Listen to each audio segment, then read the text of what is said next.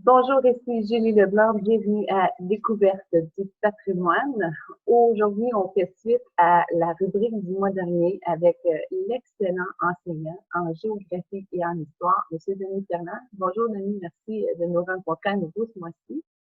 Bonjour Julie.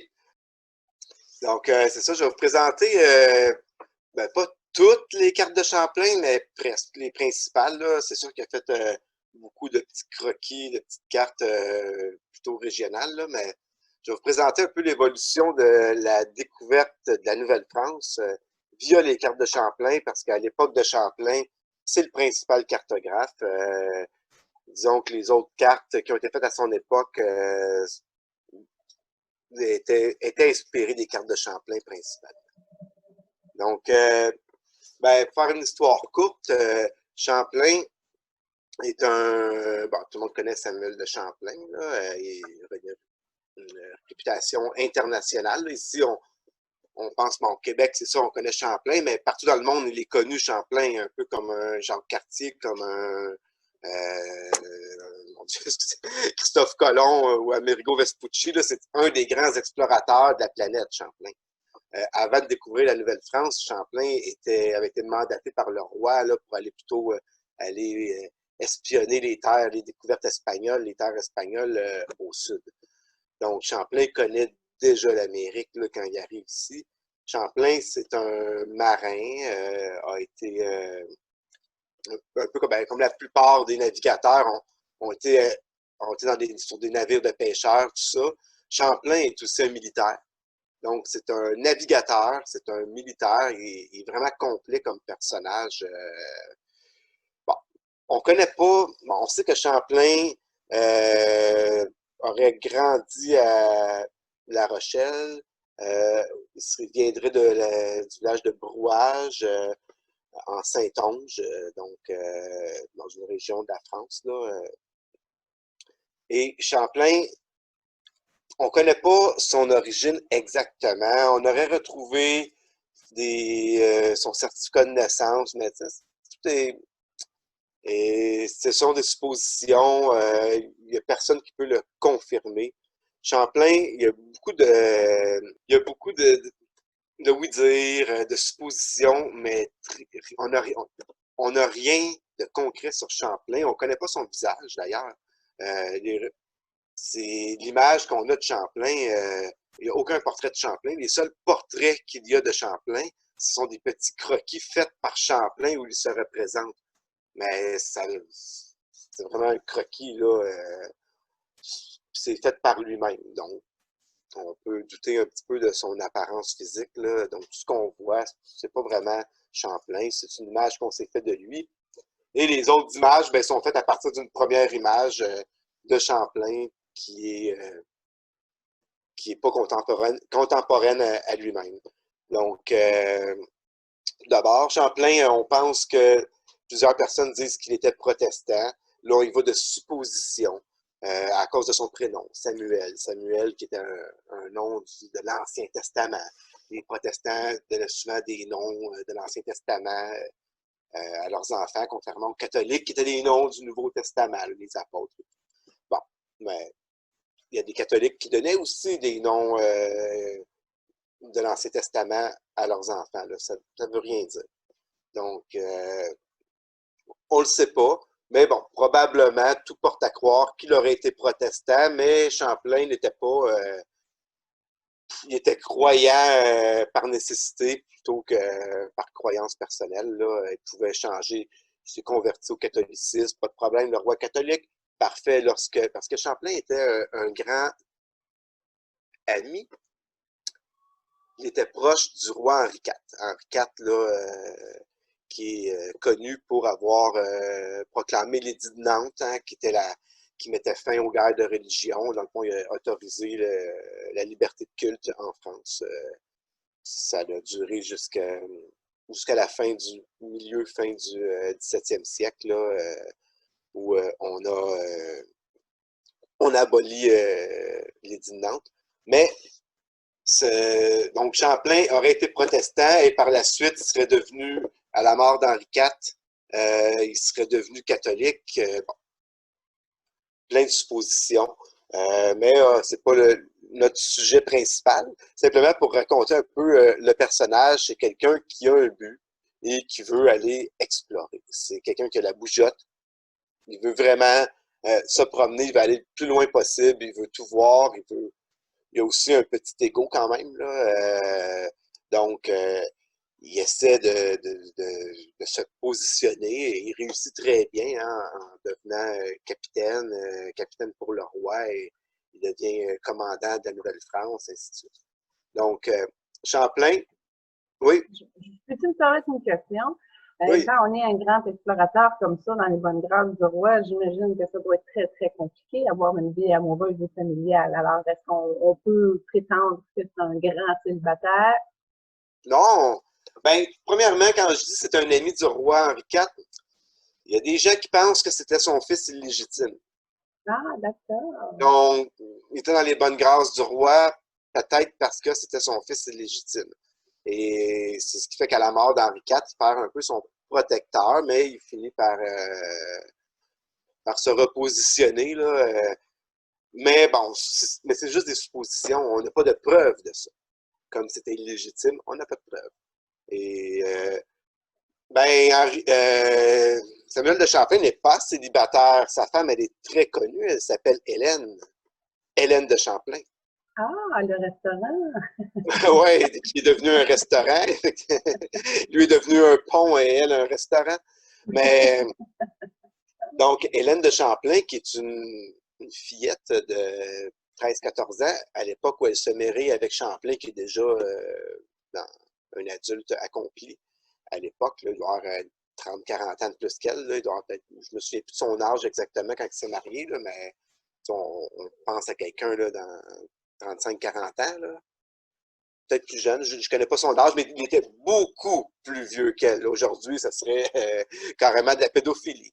Sauf que lorsqu'il y avait des mariages comme ça ne veut pas dire que le mariage était consommé nécessairement là, pendant que la mariée était mineure. On s'entend que c'était des mariages arrangés plutôt que des mariages d'amour. Je ne crois pas que la belle Hélène était très heureuse d'être mariée avec quelqu'un qui a l'âge de son père. Mais j'imagine que pour les parents d'Hélène, c'était bien de la marier avec quelqu'un de prestigieux. Et non, il n'était pas célibataire. Donc, Champlain embarque, il travaille pour le sieur Dugas de Mont. Dugas de Mont, c'est lui qui détient le monopole de la traite des fourrures. Parce que Champlain, dans le fond, pour pouvoir explorer et avoir de l'argent pour aller explorer, il faut qu'il y ait un but. Et bon, Dugas de Mont réussit à obtenir le monopole de la traite des fourrures sans rentrer dans les détails. Bon, il va le gagner, il va le perdre, ça va être un petit peu compliqué. Mais il y a la traite des fourrures dans ce qu'on appelle la Nouvelle-France, dans le nord de l'Amérique. Et il doit se rendre en Amérique pour faire les échanges et aussi protéger son monopole. Parce que si on s'en occupe pas, il y a d'autres personnes qui vont avoir le monopole, il y a d'autres personnes qui vont y aller. Donc, Champlain embarque avec Dugas de Mont et aussi Pont-Gravé, qui va être toujours à côté de Champlain, parce que Champlain, on retient juste Champlain. Dugas de Mont, il va rester en France le plus souvent possible. C'est vraiment Champlain qui fait la job. Là. Mais de Pont-Gravé est aussi avec lui. Et Pont-Gravé, il va habiter à Québec avec Champlain, il va fonder Québec avec Champlain. Champlain ne prendra pas une décision sans demander le conseil à Pont-Gravé, qui est beaucoup plus vieux que lui d'ailleurs. C'est un peu son mentor, mais c'est Champlain le boss. Donc, ils vont se rendre en Amérique. Et là, je commencerai tout de suite avec une première carte. Certainement. Est-ce qu'Hélène a voyagé souvent avec Samuel? Est-ce qu'elle était sur ses expositions? Je pourrais pas dire, penserais pas. Je penserais pas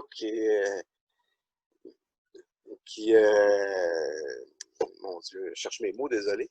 Mais je pense, non, je pense pas qu'elle ait fait. Ben, elle voyageait peut-être de France, parce que Champlain a énormément voyagé. Il a fait toute une vingtaine d'allers-retours entre la France et le Canada. Là.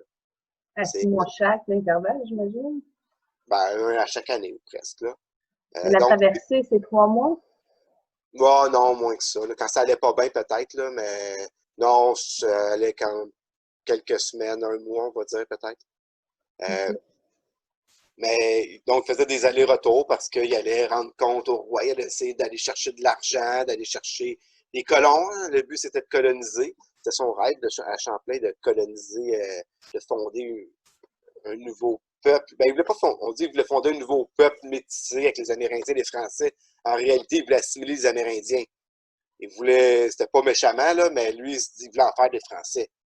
Oui, avec les ethnies métissées, mais il voulait que les Amérindiens prennent la culture française. Mais Champlain a fait des traversées. Est-ce que Hélène l'accompagnait? Probablement, peut-être vers la fin un petit peu. Encore là, je pourrais pas vous dire. Euh, mais c'est énorme, là. Champlain a fondé Québec en 1608. On va dire qu'à partir de 1600, il a commencé à traverser un petit peu avant. Et il est mort en 1635. C'est pratiquement une fois par année, presque, au moins aux 2 ans. Il y a des années où il est demeuré en France parce que entre 1629 et 1632, c'est les frères Kirk qui ont pris Québec, puis Québec est aux mains des Anglais, donc Champlain évacue. Euh, donc, Champlain a vraiment, il s'est promené beaucoup, énormément. Et là, je vais tout de suite partager la première carte. Donc, la première carte que je présente, Oh, c'est wow! elle s'intitule Description des côtes, port, rade, île de la Nouvelle-France. Elle date de 1607, donc avant la fondation de Québec. Et c'est une carte qui, juste comme ça, à première vue, on peut voir ici la Nouvelle-Écosse, la baie de Fundy, et ça s'en va jusqu'à Cape Cod, aujourd'hui Cape Cod. Là. Donc, c'est l'Acadie et une partie du Maine. Et Champlain, au départ, avant de fonder Québec, du gars de Monde, va fonder Port-Royal, qui est ici, et Sainte-Croix, qui est, si je ne me trompe pas, dans le coin ici à peu près, l'île Sainte-Croix, ils vont s'installer là. Donc, ça va jusqu'à Boston, là, cette carte-là. Je vais la rapetisser.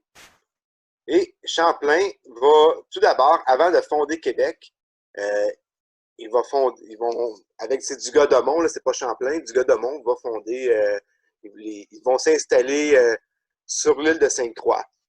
Ça a été un flop. Euh, parce que ben, ils sont sur une île, à un moment donné, ils coupent tous les arbres pour se faire du bois de chauffage, ça marche pas.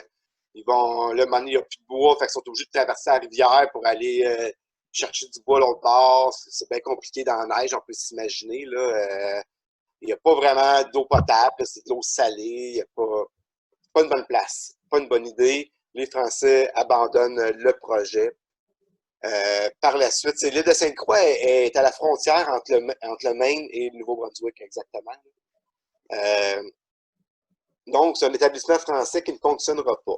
Ils vont fonder Port-Royal, aussi en Nouvelle-Écosse. En tout cas, ça ne fonctionnera pas non plus. C'est une place, il y a plein de bébites, il y a pas, ça marche pas.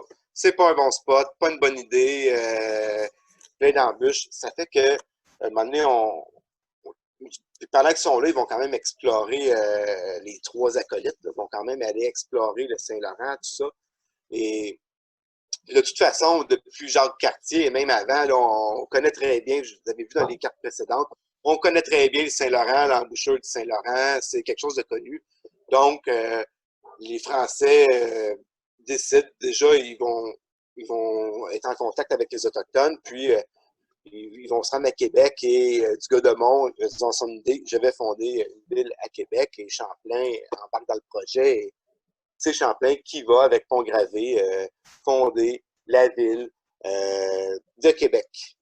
Il y avait une belle fleur de lys au centre de la carte. Qu'est-ce que ça veut dire? La fleur de lys, c'est une rose des vents. Elle indique le nord. On s'entend que c'est le nord magnétique et non le nord géographique. C'est quoi la Hein? différence? On évoque le nord magnétique. Donc, c'est une rose des vents. À partir de là, on a les directions. La carte est quand même pas si mal, la carte de Champlain. 1607, on a quand même la baie de Fundy. C'est sûr que l'autre carte, ce que je vous montre aussi, cette carte-là, elle est sur. Est-ce que vous me voyez encore? Oui. Oui. OK, donc, cette carte-là ici, elle est avec le nord géographique. Donc, c'est normal que la carte de Champlain soit pas exactement orientée de la même façon. Mais on voit très bien les côtes. Ça ressemble quand même beaucoup à ce que Champlain proposait. Là, ici, là, comme Ah, carte, mais c'est quand même précis, effectivement. on est quand même pas loin. On parlait des cartes régionales que Champlain a faites. C'est plein de cartes comme ça qui sont vraiment un zoom. C'est comme une carte municipale.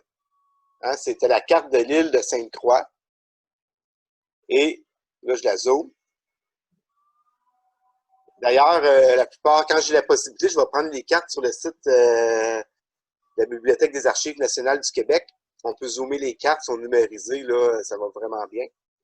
Donc, ici, vous voyez le lys. Il est ici, le lys. C'est le nord. Vous avez le nord, vous avez l'ouest. On a le sud ici. Il y a un S pour sud. Donc, on a vraiment le lys. Ici, c'est une rose des vents.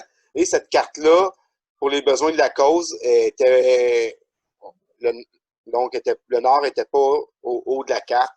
On a une échelle ici, donc l'île de Sainte-Croix, et vous avez la description des bâtiments de l'île. Et le problème, c'est que là, tu avais la cuisine, les gens avaient leur maison, il y avait des habitations, et là, il fallait qu'ils aillent aux cuisines chercher leur repas, ils revenaient, c'était déjà froid quand ils arrivaient dans la maison. Ici, vous voyez, donc plan de l'habitation, jardinage, on a toute la description ici, le cimetière, lieu où le sieur de Mont avait commencé, un moulin à eau. Bon, tout est décrit comme ça ici. Donc, ces cartes-là que je vous montre, ça va être édité en 1613 dans un livre sur les voyages de Champlain. Donc, il y a plein de cartes comme ça qui vont être éditées par Champlain. Il y en a 17. Je vais vous en montrer quelques-unes, là, mais ça, c'en est tout juste parce que je parlais de l'île de Sainte-Croix. Donc, ça, c'est le plan précis des établissements de l'île. Là, on s'entend que il n'a pas fait ça pour pouvoir se repérer sur l'île. Hein, c'est dans une publication. Il fait une publication pour pouvoir. C'est une espèce de propagande ou de publicité pour que le roi finance des voyages. Regardez, monsieur le roi, c'est un compte-rendu. Regarde, on a construit ça, on ne s'est pas pogné le beigne. On n'a pas été courir les Indiennes. On a fabriqué, on a établi un campement, une ville. Vous voyez, on construit un moulin, on est en train de faire ça, on a une église, ainsi de suite. Puis, vous avez un bateau ici. Là, on voit le bateau avec le drapeau. C'est le drapeau de l'Angleterre. C'est un endroit, il y a des Anglais, mais nous, on est là, puis on a mis le drapeau de la France qui est là. Donc, on a pris possession de ce territoire-là au nom du roi de France, alors que les Anglais, et là, ben, il y a des poissons, tout ça. Tout ça, il met des dessins pour essayer de montrer qu'il y a des ressources, ça vaut la peine. Même l'île, on s'apporte à croire que ça a presque l'air d'un poisson, là, comment il a fait ça ici avec les bancs. Et oui, il peut y avoir certaines cartes comme ça où il place les rochers, hein, pour dire au bateau de quel côté aborder l'île. Mais c'est vraiment des outils de propagande. Moi, je dis la propagande, de publicité, c'est vraiment une publicité pour essayer d'obtenir du financement et le droit de faire un autre voyage et de poursuivre ses explorations. Là, pourquoi que les poissons sont un petit peu extravagants? Moi, j'ai jamais vu ça, les poissons de même ici. Ah, ça donne le goût d'aller découvrir, c'est ça l'idée. Et j'ai aussi une carte de l'habitation de Port-Royal. Est-ce que vous voyez la carte de Port-Royal? Pas encore. Ah là, oui. Il y a une Okay, maison, en tout cas. Et voilà ce qu'on apprend. Il y a juste les imbéciles qui n'apprennent pas de leurs erreurs. Donc, Einstein, il disait la stupidité, c'est de refaire 2 fois la même erreur. Donc, ici, là, il s'est mis sur la côte. Et au lieu de disperser toutes les dépendances, là, il a regroupé les habitations et toutes les commodités dans une même zone, hein, avec un genre de cour intérieure. Et même, ça peut faire même office de fortification avec même des tours, et tout ça, là. Donc, à l'intérieur, on est relativement en sécurité, qui contrastait avec l'île de Sainte-Croix. Donc, ils ne refont pas la même erreur. Et là, à Port-Royal, déjà, il décrit son habitation. Oups. Donc, logement des artisans, le magasin, la forge. Là, hein, ça dit, gars, on ne se pogne pas le beigne. C'est ce qui amène ensuite, une fois qu'ils abandonnent ça, là, ils vont aller fonder Québec. Pourquoi tu abandonnes ça, justement, Port-Royal? L'endroit, il y a des problèmes, c'est dur à défendre, et les Anglais sont pas loin. C'est l'agriculture, ça marche pas. Tu sais, on est en Nouvelle-Écosse, hein? C'est pas une super bonne zone agricole, là. On s'entend que pour ceux qui ont déjà visité la Nouvelle-Écosse, il y a de la roche pas mal. Donc, c'est pas le meilleur endroit pour s'établir. Et ben, Champlain, qu'est-ce qu'il cherche de toute façon? Il cherche le passage vers l'ouest. Là, c'est toujours la même chose. Il cherche le passage du nord-ouest. Comment se rendre en Asie en passant par l'ouest? Et là, c'est sûr qu'ils voient le Saint-Laurent, eux, ils s'imaginent à la largeur que ça a. C'est sûr qu'ils s'imaginent que ça va loin. Mais ils essaient de se rendre par là. Ensuite, il y a les récits d'Henri Hudson qui essaie de trouver il a trouvé la baie James, la baie d'Hudson. Il essaie de trouver le passage par l'ouest. Donc, c'est ça l'idée. Le monnaie, c'est beau, on fait une habitation là, mais Champlain, il ne veut pas juste faire une habitation pour le fun puis se battre avec les Anglais. Ce qu'il veut, c'est aller faire la traite des fourrures. Parce que ça, ce poste-là, il sert principalement à faire la traite des fourrures avec les Amérindiens. Principalement. Mais là, en plus, à cet endroit-là, ben, tu as tous les pêcheurs. Puis les pêcheurs, ils n'ont pas le droit, mais ils vont faire de la traite de fourrure, ils vont faire de la contrebande. C'est sûr, ils en profitent. Donc, ce qui nous amène à la fondation de Québec. Mais là, lorsque Champlain va fonder Québec, c'est avec Pont-Gravé et c'est avec l'accord des Autochtones, c'est avec l'accord des Montagnais. Et ils vont, en réalité, qui a fondé Québec? Champlain, Pont-Gravé, et on pourrait même dire Anadabijou. Anadabijou, qui était un chef montagnais, qui a donné son aval. C'était une espèce de... Pas qu'on sorte. C'est sûr que c'est Champlain là, qui a fondé Québec, on ne remettra pas ça en cause, mais il n'était pas seul et il y a eu l'aide des Autochtones. Sans l'aide des Autochtones, les Montagnais étaient les alliés des Français. Même chose pour les Algonquins, les Atikamekw, les Hurons. Donc, il y avait juste les Iroquois, finalement, qui étaient les ennemis des Français. À un moment donné, les Montagnais vont se revirer de bord, mais ils n'étaient pas contre les Français en tant que tels. Ils étaient contre le fait que les Français fassent du commerce directement avec les Algonquins. Et non, chaque peuple voulait être l'intermédiaire. C'est ça l'idée. Puis même les Iroquois, c'est la même chose. Là. Les pourquoi des guerres, c'est que tout le monde veut avoir un espèce de monopole de la traite des fourrures, autant chez les Européens que pour les Autochtones. L'histoire, c'est ça en réalité le problème. Lorsque je disais que Champlain était un cartographe, là, vraiment pas comme les autres, vous avez ici carte géographique de la Nouvelle-France en son vrai méridien. Quand on dit en son vrai méridien, c'est qu'on l'a mis au centre. On a mis la Nouvelle-France au centre de la carte. Et non dans une extrémité de la carte. C'est pas une carte du monde, c'est vraiment une carte de la Nouvelle-France. Et on essaie de la centrer. C'est de ça qu'on veut dire quand Champlain parle de son vrai méridien. Et là, ben, quand on parle de la connaissance, au nord, vous avez... Ça, c'est pas Champlain, il n'est pas allé voir ça, Champlain. Mais c'est fié aux cartes d'Henri Hudson. Donc, c'est fié aux découvertes d'Hudson, puis il a ajouté ça à sa carte avec toutes les connaissances. Quand je dis que les cartes, souvent, sont faites avec un amalgame de plusieurs cartes, et lui, ben, Champlain va se dire, bon, ça a de l'allure, c'est conforme à ce qu'on me dit, à ce que les Autochtones me disent aussi.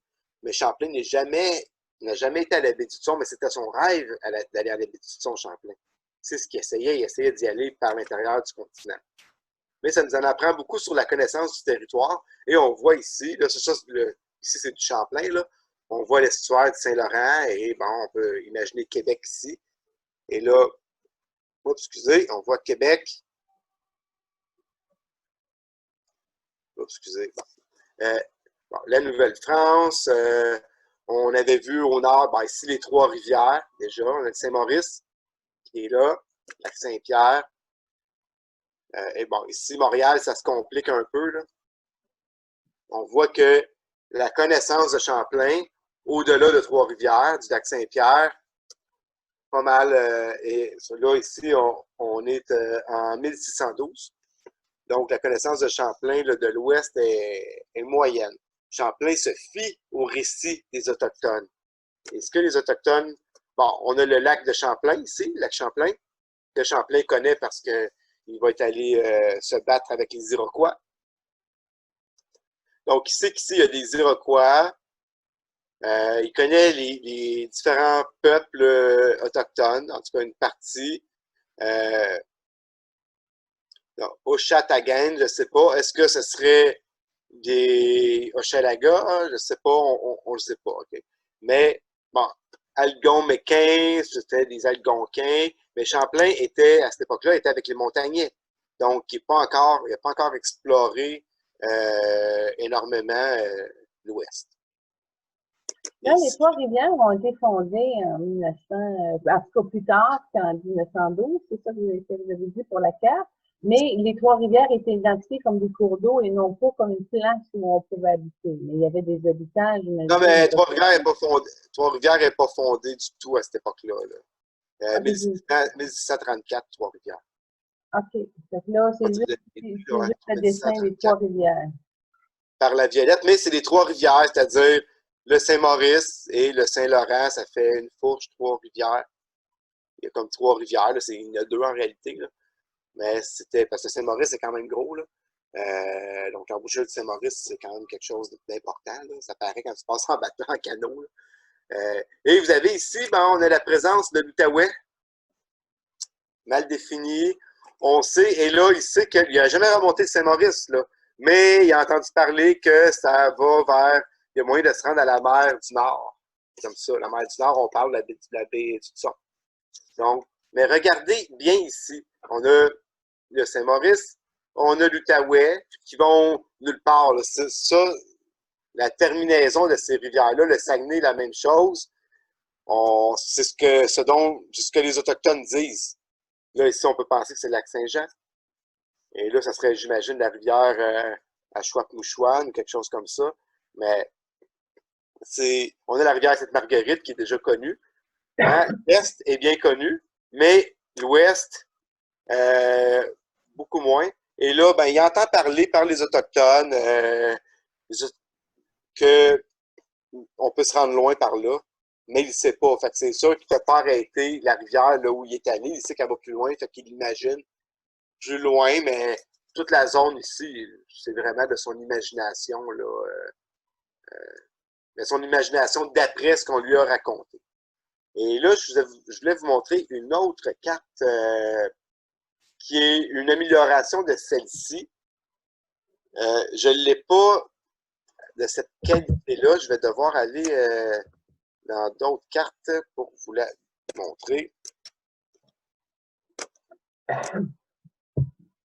Ah, avant ça, j'ai une autre carte à vous montrer avant de passer à la prochaine, qui date de la même année. Toujours. Celle-là, c'est 1613. J'ai cette carte-là. Le Québec est fondé. Et sur cette carte-là, particularité. Donc, on a, bien entendu, tantôt, on avait les Trois-Rivières qui étaient là. Déjà, Montréal. Je viens de voir. Montréal, Montréal, hein, on l'a comme situé sur la Terre. Mais connaissance de ce bout-là, là, on ne le reconnaît pas sur nos cartes. Là. Hein, tout ce qui est à l'ouest, on ne le reconnaît pas sur nos cartes, mais il y a la présence des Grands Lacs. Donc, ici, il y a un lac contenant les louanges, ou je ne sais plus trop quoi, des canaux des sauvages. Donc, on a ici les Grands Lacs, un grand lac qui amène vers un autre grand lac. Donc, on connaît, on connaît les Grands Lacs, ils sont mal cartographiés. Mais tu sais, on comprend que Champlain est en canot, là, il se promène, il n'y a pas un GPS. Et donc, cette carte-là, ici, donc c'est une carte qui est quand même assez, encore là, assez précise. Là, la partie qui a été faite par Champlain, qui a cartographié, c'est ici. Donc, on a Québec. Donc, vous avez ici Montagnais, Nouvelle-Basquie, Tadoussac. Donc, il nomme les lieux. La toponymie qu'on a actuellement vient beaucoup des cartes de Champlain. C'est des noms, c'est les noms qui étaient utilisés par les Autochtones à l'époque, qui ont été francisés, c'est sûr. Il essayait de les prononcer. Donc, on a ici Saguenay, Rivière-Saguenay, des Trois-Rivières, comté de Batiscan, Bachichcan, on ne sait pas trop. Donc, Montréal, Grand-Sault. Grand-Sault, c'était Montréal. Donc, Montréal, c'est le Mont-Royal, en réalité, qui parle. Et c'était le Grand-Sault, c'était Montréal. C'était l'endroit de Montréal, il appelait ça le Grand-Sault à l'époque. Et bon, on a l'Outaouais, ça continue, on ne sait plus trop. Okay? C'est un peu flou. Donc, ça serait peut-être l'Outaouais ici, très flou. Donc, carte de Champlain de la Nouvelle-France de 1612.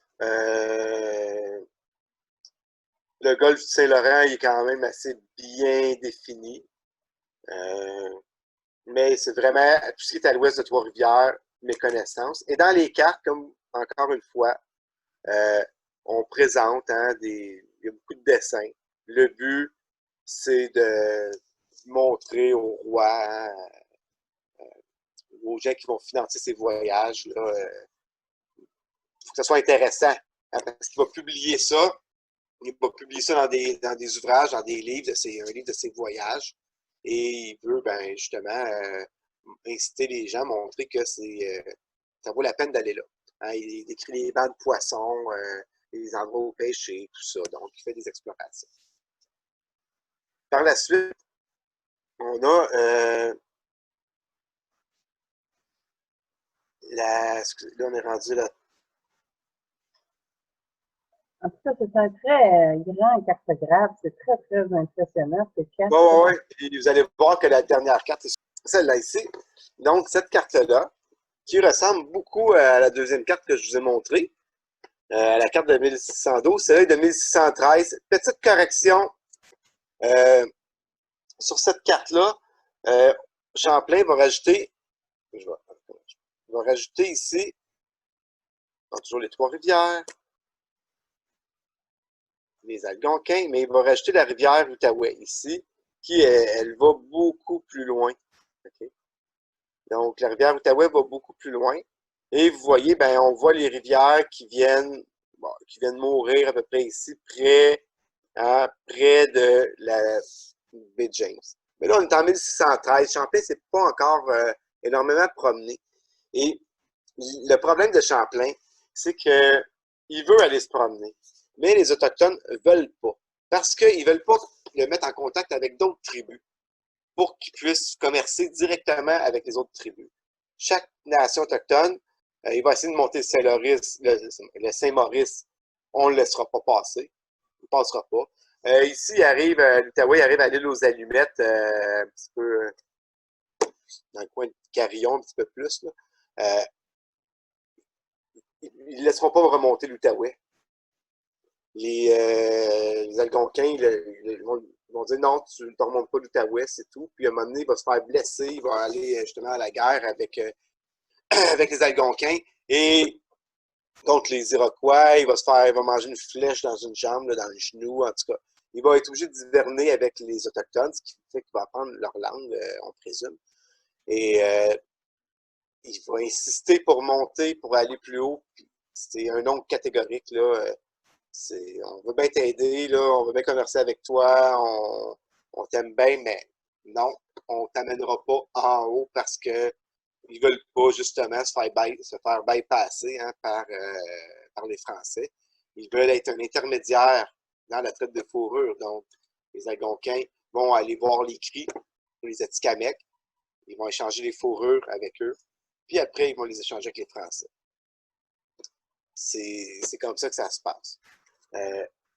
On a une autre carte ici. Ben, ce qu'on trouve, c'est qu'il y a de plus en plus de noms dessus, là, décrits des toponymes. Elle est légèrement plus précise. C'est la même carte que l'autre de 1612, mais il s'est rendu compte de quelques erreurs. Non, finalement, l'Outaouais, ça monte plus sur cette place-là, cette affaire-là. Pour vous parler de cette carte-là ici, la carte géographique de la Nouvelle-France, en réalité, son vrai nom, c'est carte géographique de la Nouvelle-France, faite par le sieur de Champlain, Saint-Ongeois, capitaine ordinaire par le roi et la marine. Pour le roi et la marine. Donc, on peut le lire ici dans le coin en haut à gauche. Vous l'avez ici en haut. Ça, on va avoir. Un capitaine ordinaire, hein? Et cette carte-là, ce qui est arrivé, c'est qu'en 2003, une bibliothèque à Boston, et elle a été volée en 2003, 2002-2003, disparue. Avec pas juste cette carte-là, là, il y a plusieurs autres cartes et artefacts carrément, là, documents qui ont été volés, disparus dans la nature. Et en 2015, cette carte-là a été a été vendue sur un site aux enchères, sur un site d'antiquité, au montant de 285 000 $. Donc, ça vous donne une idée là, de la valeur d'une carte là, comme ça. Donc, une carte comme ça vaut 285 000 $. Elle n'a pas eu le temps d'être vendue. Le conservateur des bibliothèques, ou du moins du musée des bibliothèques, il aime ça, les antiquités, puis il regarde ces sites-là un petit peu souvent, puis finalement, il s'est dit, hey, ça ressemble à notre carte, ça. Et bon, après des recherches, ils ont fait analyser les cartes par les experts, elles étaient déchirées des petites places, c'était vraiment la même carte. Donc, le site d'enchères, l'antiquaire a dû rendre la carte, là, peu importe. C'est une carte, ça fait partie du patrimoine mondial, là, donc la carte a été rendue en 2015. Mais cette carte-là a été volée. Et pour vous donner une idée de la valeur de ces cartes-là de Champlain, puis c'est pas la plus belle de ces cartes-là. 285 000 $, puis il l'aurait sûrement vendu, peut-être même beaucoup plus. Comment la carte s'est retrouvée aux États-Unis? Peut-être, est-ce qu'elle aurait été conquise par les frères Kirk quand ils ont... C'est intéressant, je ne connais pas le comment elle s'est rendue là, le chemin parcouru par cette carte. Plusieurs cartes, on les a perdues là, parce que c'est des cartes qui sont détenues par des privés. Donc, Champlain a publié un livre de ses récits, et ça, c'est un des livres, c'est la carte qui était dans un des livres qu'il a publié et qui a été conservé. Hein, à un moment donné, au fil du temps, ben, sur le moment, les gens, à un moment donné, ça se perd, ça pogne, la maison passe au feu, subtilisé pour différentes raisons. Et est-ce que ça aurait été pris par les frères Kirk? Je ne sais pas. Ça serait une possibilité, ramené en Angleterre, et bon. Mais c'est sûr, du moins, en tout cas, l'intérêt de la bibliothèque de Boston, c'est que on voit la côte bostonienne ici. Sur cette carte-là, ici, on voit ici Québec. Encore là, la fleur de lys qui montre le nord ici. Donc, vous avez le nord et on peut présumer que ce serait peut-être l'île d'Orléans ici. Là. Et bon, on peut présumer que c'est Québec qui est là. Donc, on a des lettres, hein? Oups, Champlain, A, des C ici, on a une croix. Donc, est-ce qu'il y a une croix, un cimetière? Ici, un B. Donc, on peut aller voir. Bon, ici, on ne le voit pas, mais il doit y avoir une légende à quelque part sur une autre page où il décrit ces endroits-là. Là, c'est des légendes. Hein? Champlain fonctionne beaucoup avec des légendes. Donc, on voit ici quelqu'un qui semble faire feu. Donc, il parle de camp. C'est probablement qu'on aurait un campement quelconque, des villages autochtones. Bon, chercher à savoir. Mais c'est une carte de 1613. C'est simplement une carte régionale où on voit, bon, Québec, là, dans le fleuve Saint-Laurent. Et on voit ici des petites baleines, ainsi de suite. C'est cute. Ça en est sympathique même de voir à quel point c'est rustique, c'est tout petit, il y a de l'entraide. On dirait que toutes les activités économiques sont proches. C'est Ah oui, stratégique. parce qu'ils publient ça pour dire, gars, regardez, je me suis pas pogné le beigne, moi, là, quand j'étais en Amérique, là, on est en train de bâtir quelque chose, on est en train de construire un nouveau pays. C'est moi ceux qui s'intéressent à l'histoire. Donc, c'est l'habitation de Québec, du sieur de Champlain. Donc, habitation de Québec. Et ici, hein, encore là, il a compris son idée, hein, il ne fait pas la même erreur qu'à Sainte-Croix. Donc, il construit une habitation qui est la Fondation de Québec. C'est situé exactement sur le site de l'église Notre-Dame-des-Victoires à Québec. Dans le Vieux-Québec, là, la place Royale. On peut la visiter encore? Elle est encore debout? Non, non, non, non, non, c'est en bois, c'est fini. Là, ils ont construit une église par-dessus. Ah, Mais d'accord. c'est la plus ancienne église du Québec, là, Notre-Dame-des-Victoires. Je pense que c'était construit quelque chose comme 1629, là, qui était au départ l'église Notre-Dame. Non, pas en 29, c'est impossible. C'est les frères Kirk. C'est bien avant ça. Ils ont construit une église juste à côté. Notre-Dame de la Victoire. Notre-Dame. Ça a été détruit, finalement. Elle a résisté à la première attaque des frères Kirk. Ils l'ont appelé Notre-Dame de la Victoire. Et par la suite, là, après le siège de Québec par l'amiral Phipps, hein, lorsque Frontenac répondit à coups de canon. Et donc, l'église a encore elle a été détruite, là, mais elle a quand même résisté, là, si on peut dire, aux assauts des Anglais. Donc, par la suite, on l'a appelée Notre-Dame des Victoires. Et cette église-là, on peut la visiter. Et elle est située à la place Royale, là, à Québec. Là, on ne peut pas la manquer. C'est probablement le plus vieil édifice de Québec. Juste probablement, là, mais c'est toute réserve, là, mais ça ne m'étonnerait pas. Donc, ici, on peut voir, si on s'attarde à la légende, on voit ce qu'il y avait dans l'habitation de Québec. Là, donc, magasin, colombier, C'est pas cadre. un colombier, excuse-moi. Honnêtement, je ne sais pas. Euh, donc, il y a plein de. On voit bon, les portes d'habitation, ainsi de suite. Logis, là où Champlain habite, c'est où il y a un petit H. Donc, ça, c'est le logis de Champlain. C'est lui qui reste là. Bon, c'est quand même un croquis, mais ça montre un peu à quoi ressemblait l'habitation de Québec. Puis on voit ici, hein, il y a des formes, il y a certaines murailles là, pour protéger de quelconque attaque. Cette carte inachevée, qui daterait de 1616, 1617 plutôt, elle a jamais été publiée, il l'a pas fini.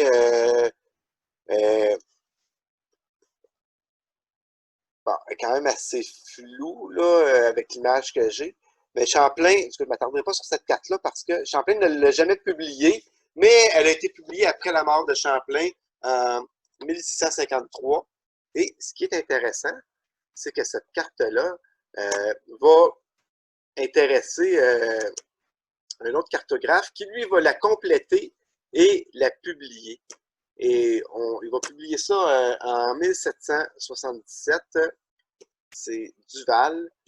J'ai oublié son prénom, pas très important, mais. Donc, lui va publier la carte de Champlain. Et c'est cette carte-là que Champlain avait faite en 1617. Et là, on voit que. Oups, excusez. Beaucoup de toponymes.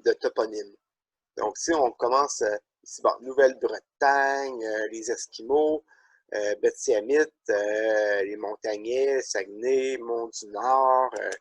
Et là, ce qu'on remarque, bon, ici, il parle des Atikamekw en partant.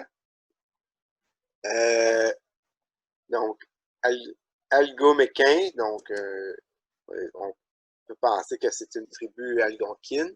Rivière des Prairies ou Rivière des Algonquins. Donc, ici, on a le Richelieu et on voit hein, 32, si on va voir en bas, ce qu'on a, excusez, Oh, maintenant, je cherche la légende. Donc ici, vous allez voir, oups, 32, île de Villemont, Wilmont. On a, oups, donc vous avez le nom des lieux, Rivière-Sainte-Croix, bon, différents le Bic, tout ça, il y a différents noms de lieux, 4 Lac-Saint-Pierre, donc il marque les lieux ici pour alléger sa carte. Et là, bon, nation où il y a des buffles. Donc on commence à connaître un petit peu mieux la région. Donc le Saint-Laurent ici, on a les Iroquois au sud, donc lac Saint-Louis ou Ontario, Erie, lac, hein? Ça commence là, mer douce ou Grand Lac des Hurons. Ah, c'est Champlain qui nomme les endroits. Et là, on a différentes nations, les Puants qui sont ici, fait toujours rire les élèves ici, on a nos Puants. Nation du Feu, bon, donc différentes nations. Les Kiristinous, on peut penser peut-être aux Cris. Et, bon, donc Atikamekw, Poisson Blanc, tout ça. Donc, vous avez différents noms. Et là, on l'a ici en bas, hein, Angleterre. Donc, on a la Nouvelle-Angleterre ici, Nouvelle-Angleterre, qui est située là. Donc, l'Acadie, ça commence la toponymie commence vraiment à être connue, hein, à se faire, finalement. Donc, C'est ici, on a très la rivière. intéressant. Oui. Excusez, ce soir, je cherche mes mots un peu. Rivière-l'Assomption. Carte de Champlain, là. Et donc, on a la rivière-l'Assomption ici. Mais on voit Montréal, c'est pas. Oui, puis c'est bizarre parce que là, vous avez dit tantôt qu'on était en 1700 quelques. 1716. C'est pas défini encore, c'est ça? Non, pas très bien défini. Parce que les Autochtones, ils ne laissent pas Champlain y aller.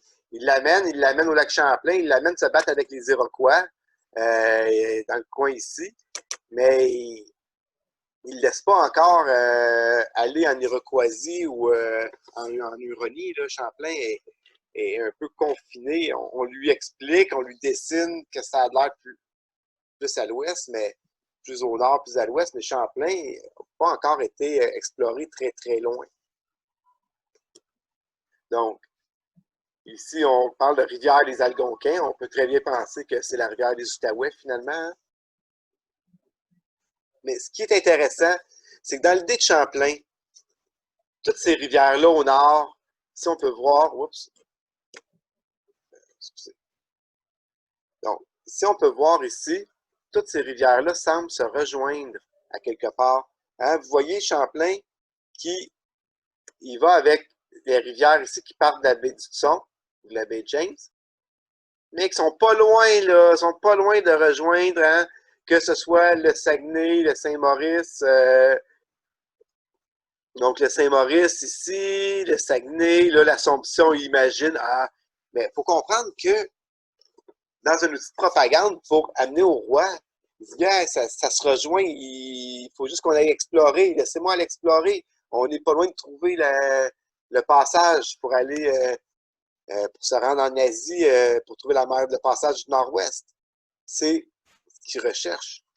Donc, cette carte-là, ici, est une carte qui a été, c'est pas de Champlain, mais c'est basé sur la carte de Champlain. C'est une carte qui a été complétée, décolorée, tout ça, à partir de la carte, d'une des cartes de Champlain.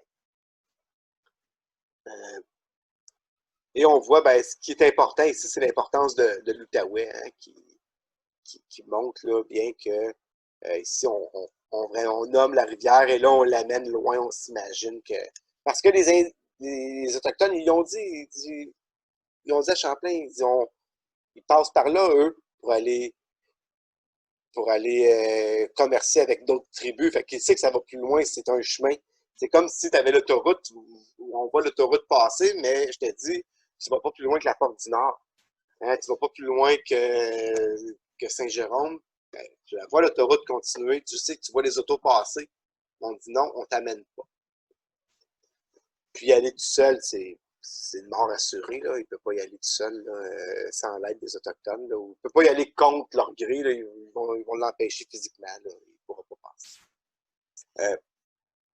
J'ai une dernière carte à vous présenter, non la moindre. Carte de 1632. Et cette carte s'intitule... C'est dans ces dernières, finalement, parce que tantôt, vous avez dit qu'il était mort en c'est la dernière. 5, c'est la dernière. C'est la D'accord. dernière. Il est mort en 1635. Et il faut comprendre qu'en 1629, il doit quitter la Nouvelle-France parce que la Nouvelle-France tombe aux mains des Anglais. Et bon, finalement, lorsque les frères Kirk prennent la Nouvelle-France, ben, l'Angleterre a quand même, en tout cas, il y a une trêve, la paix est faite entre la France et l'Angleterre. Les autres, ils ne le savent pas. Fait que finalement, la prise de Québec est illégale et les Anglais doivent rétrocéder l'Acadie et la Nouvelle-France à la France. Là. Ils devraient céder Québec à la France parce que dans le traité de paix entre la France et l'Angleterre, ils ont fait la paix, ils ne savaient même pas que les Anglais avaient pris Québec. Même les Anglais ne le savaient pas. Fait qu'avant, ils ne voulaient pas repartir une guerre. Là, ils ont dit, gars, c'est beau. Donc, après avoir détruit la ville, les frères Kirk ont rétrocédé la ville à Champlain. Champlain est revenu à Québec. Il est mort à Québec. Il a été enterré à Québec et sa dépouille est disparue à Québec. Ouais, dans le coin du château Frontenac. Peut-être. Là, toutes sortes d'hypothèses. On a vraiment toutes sortes d'hypothèses, mais qui sait? Comme celui d'avoir été mangé par des loups. Bon, je ne penserais pas. Maintenant, il est enterré dans le sous-sol d'une église, mais l'église n'existe plus, elle a été détruite, il aurait été déplacé, mais en réalité, on aurait sûrement encore ces ossements dans une espèce de fosse commune. On a déplacé le cimetière où il aurait été. Et on a quand même conservé les ossements, mais c'est tout mélangé avec d'autres personnes. Là. Chercher à savoir, là, et on cherche, et là, c'est encore là, non, on ouvre des tombes pour essayer. Ah non, vous trouvez une tombe, on dit est-ce que c'est Champlain? On ouvre la tombe. Ah non, c'est pas Champlain. Mais bon, qu'est-ce que ça va donner? Je sais pas. Peut-être trouver son crâne, essayer de revoir son visage. Bon, sur la pertinence de trouver son tombeau, bon, je suis pas sûr que ça soit très, très utile. Là. Donc, ici, vous avez le titre de la carte, carte de la Nouvelle-France, augmentée depuis la dernière, servant à la navigation faite en son vrai méridien par le sieur de Champlain, capitaine pour le roi en la marine, lequel depuis, ça c'est dans le titre, hein, lequel depuis l'an 1603 jusqu'en l'année 1629 a découvert plusieurs côtes, terres, lacs, rivières et nations de sauvages, par-ci et devant inconnus, comme il se voit en les relations qu'il a fait imprimer en 1632, où on le voit, où on le voit, cette marque, c'est comme un genre de drapeau, là, en tout cas, cette marque. Ce sont les habitations qu'ont fait les François. Donc, lorsqu'on voit ce petit signe-là, ben, c'est des habitations, des villages, ou pas nécessairement des villages, mais des habitations où il y a des Français. Donc, on peut aller voir cette carte-là, et ça, c'est un... Là, on est en 1632, il n'y a pas de GPS, c'est vraiment rudimentaire, là, les outils qu'il a. Et on peut voir, bon, le Nord, ça ne change pas, c'est toujours selon les récits d'Henri Hudson. Donc, ben, ça, c'était déjà, on appelait ça déjà le Labrador, hein, terre de Labrador. On pensait à la bière. Euh, Ici, bon, on parle des Esquimaux qui sont dans la région ici, qui descendent jusqu'ici. Bien sûr, on parle des Inuits.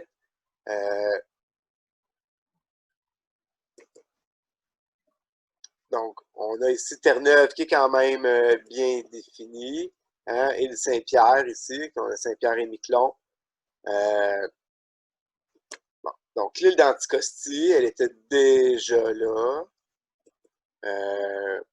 Donc, les îles, bon, la Madeleine, les îles de la Madeleine sont peut-être pas super bien situées, là, mais c'est bon. Ici, on reconnaît très bien l'île Saint-Jean, qui est l'île du Prince-Édouard, qui a été rebaptisée île du Prince-Édouard. Donc, on a l'Acadie qui est ici. Donc, ça, c'est toute l'Acadie, hein, parce que l'île du Prince-Édouard faisait partie de l'Acadie, c'était français. On a le Cap-Breton, l'île du Cap-Breton ici. Bon. Et bon, ce qui nous intéresse, c'est tout ce qui rentre dans le Saint-Laurent. Donc, ce qui est intéressant, donc ça, on a marqué sauvage Betty-Amid, ce sont les montagnais et les Inuits de Betty-Amid, bien entendu. Donc, les montagnais. Donc, Nouvelle-France, on le marque en gros ici, j'ai tourné un petit peu trop gros, Nouvelle-France. Et ce qui est intéressant ici, c'est, vous voyez la chaîne, ce qu'on va appeler la chaîne de lacs. Et là, quand on parle de la chaîne de lacs, si vous voyez ce que Champlain a fait dans ses dessins, là, il est persuadé, il sait que ça passe. Hein? On peut passer de l'Outaouais au Saint-Maurice, au Saguenay. Il y a des petits traits, des petits pointillés ici. Ça passe. Il sait que ça passe. Et ici, il peut passer encore, excusez, le Saguenay, le Saint-Maurice. Donc ça, c'est Saint-Maurice. Et vous avez, excusez, l'Outaouais ici. Et dans le parc de la Vérandrie, là, l'Outaouais, effectivement, ça passe. Là, on peut passer au Saint-Maurice à l'Outaouais. C'est sûr, là, il y a des barrages, tout ça, là, mais c'est quelque chose qui est faisable, qui est envisageable. Là. Et là, lui, dans le fond, ce qu'il montre, c'est qu'on peut se rendre par là, par les rivières, à la baie du Thon. Encore là, ici, par ces petits pointillés, ça passe. Il y a moyen de se rendre à la baie du Thon. Par le Saint-Maurice, par l'Outaouais, il y a un passage à quelque part. Et c'est l'idée que Champlain essaie de vendre. Mais ça, c'est une vraie idée. C'est pas inventé par lui-même. Excusez, j'essaie juste de trouver mon bon zoom. Ici, les Autochtones, hein, il faut garder en contexte que les Autochtones sont en guerre avec les Iroquois. Les Algonquins et les Iroquois sont en guerre mutuellement. Et ils ne veulent pas passer par Montréal. Montréal qui n'est pas fondé encore. Ils ne veulent pas passer par ici, par le Saint-Laurent, c'est trop dangereux. Ils se font attaquer par les Iroquois. C'est comme un no man's land. C'est une zone de guerre, autant pour les Iroquois que pour les Algonquins. Tout le monde qui passe par là, ben, ils peuvent se faire ramasser. Et même les Iroquois font des incursions très loin. Ils se rendent jusqu'à, entre autres, les Iroquois ont détruit et ont exterminé la nation des Wescarini, qui sont les Autochtones qui peuplaient les Laurentides. Nous, présentement, ben, nous on est dans les Laurentides, là, on habite le territoire des Wescarini. Qui connaît les Wescarini? Pas grand monde. On n'en entend pas parler. Mais les Wescarini, vous les avez ici sur la carte. C'est la petite nation des Algonquins. Hein? Petite nation des Algomécains, mais c'est la petite nation des Algonquins, dont leurs vrais noms sont les Wescarini. Exterminés. Ils sont fait exterminer, entre autres, ils sont fait prendre en embuscade sur le lac Nomineng par un groupe d'Iroquois. Une bonne partie de cette nation-là ont été, c'est une petite nation d'ailleurs, et ils ont été exterminés. Il y a eu des survivants qui sont allés rejoindre d'autres nations algonquines. Là, ils étaient pas assez pour survivre en termes de nations. Mais il y a encore des Wescarini qui ont peuplé, qui ont peuplé entre autres à Brébeuf, des descendants qui habitaient au pied de la Château-Bleuet à Brébeuf, d'autres à La Belle aussi. Donc, il y a certains de ces descendants-là qui sont connus, qui ont eu des enfants, mais c'était métissé, bien entendu. Mais bon, c'est la mort d'une nation, la mort d'un peuple, d'une culture qui est passée dans l'oubli. Mais tout ça pour dire que Champlain savait que les Autochtones passaient par le nord. Lorsque les montagnais devaient aller voir les Algonquins, ils passaient par le nord, ils passaient par ici. C'était plus long, mais au moins, on restait en vie. Donc, on passait comme ça et là, on redescendait. Ce qui fait que pour faire la traite dessus des fourrures, avant la fondation de Montréal, tout le monde passait par le nord. Ça se faisait par le nord. Parce que sinon, ça devenait dangereux de passer par le Saint-Laurent ici. On se faisait ramasser par les Iroquois. Donc, cette carte-là ici, on peut voir très bien l'Outaouais, qui est quand même beaucoup mieux défini. Peut-être pas toujours dans le bon sens, là, mais si on prend, je vais zoomer pour voir le Québec, si on peut prendre quelque chose comme ça ici, ça ressemble quand même au Québec. C'est sûr que la carte actuellement, on aurait tendance à remonter comme ça ici, mais la zone, c'est très, très peu connu. Mais on voit le début de l'Outaouais, qui est quand même bien cartographié là, avec les différents. Champlain va s'y rendre. Là, donc, quand il marque saut, ben, c'est parce que c'est un rapide. Hein, c'est Carillon qui est là, principalement. Denis Ferrand, merci infiniment pour votre temps et votre connaissance, surtout qu'on enregistre ça tard le soir quand la vie familiale dort, est rangée. Merci pour votre énergie et pour toute cette fascinante découverte. J'ai beaucoup aimé. Merci infiniment. Ça m'a fait plaisir.